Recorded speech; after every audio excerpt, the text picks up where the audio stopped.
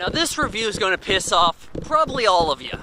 So I'm just going to warn you right now, I did not like Fallout 4. And yeah, you thumbed down this video because you love the game and you don't want to hear anybody who has anything to say to it that's negative at all. But about all I can say to it is negative. Yeah, there's going to be some deep shit spoilers right here. And you know, I'm probably not even going to have game footage to augment this review because I left Xbox Live Gold and the game DVR is behind a paywall. So yeah, you can record your clips.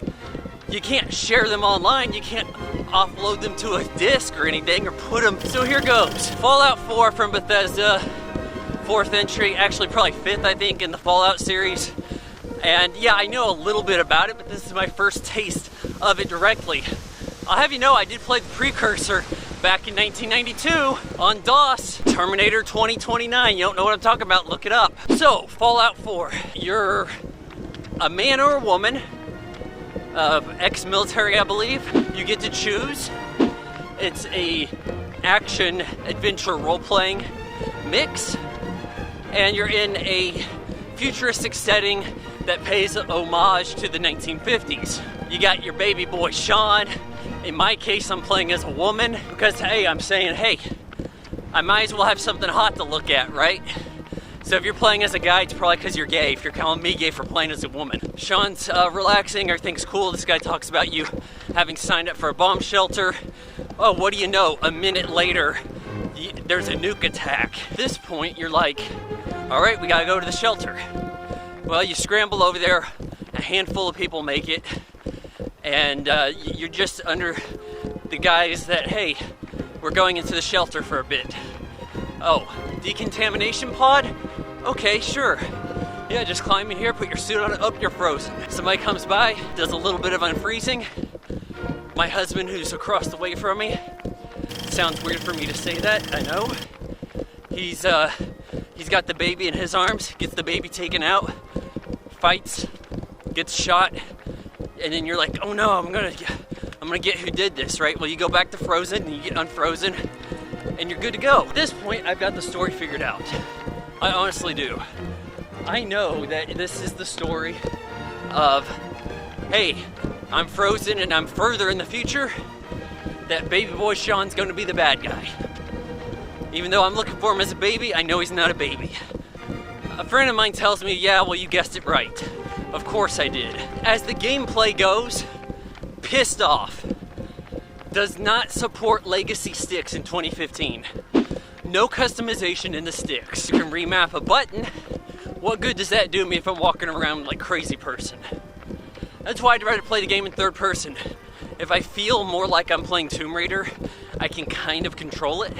It's a shooter in the mildest sense of the term, an aiming system perk that helps you. That's vault assisted something aiming, and it doesn't work for shit. Like, I can do a better job aiming without it. You highlight character's head, it says you have a 33% chance of shooting it. You don't. I'm also playing on the hardest difficulty because I'm an adult. And that's the way adults should play games. And I'm playing it with no armor whatsoever. That way I get to look at a chick in a lingerie the whole time. And it's just the enemies are bullet sponges. I get to this boss fight, essentially, against something called Death Claw. And I just have to cheese it to death because my minigun ammo doesn't do shit. So I just have to find a storefront that I can hide behind and blast it where he can't hit me. Yeah, that's a lot of fun, a lot of skill. This is a game my brother actually bought and I'm kind of borrowing it off of him. And I played it for 4 hours, and that was 4 hours enough. He's spending most of the game in a map system, looking at charts, building things. Yeah, there's a good effort done with customization. You can set up this town sanctuary where your house used to be, and I think there's other spots too. You collect survivors, and you build a new homestead. I mean, that sounds better than it actually is. Yeah, there's a lot of freedom for customization. You get under attack. What are the ramifications of it? Nothing much. There's some talk that if you do things people don't like, they don't want to be your companion and go on missions with you. Whatever. And, I mean, at what point do you just have to go, if I say the asshole thing, I wonder what's gonna happen. Somebody's not gonna like me saying that. No shit. Graphics are incredibly outdated. You don't believe me? Go into Diamond City and talk to the preacher. Tell me that doesn't look like Xbox One. I don't mean Xbox ONE, I mean Xbox 2001. Gameplay mechanics are weak. The story's uninteresting.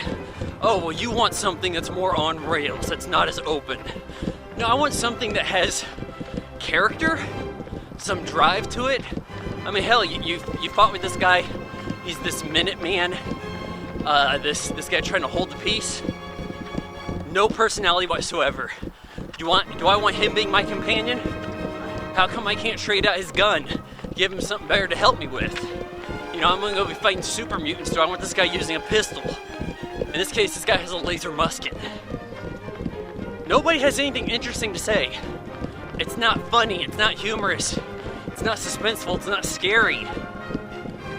You're walking around in a world that has some interesting things going for it.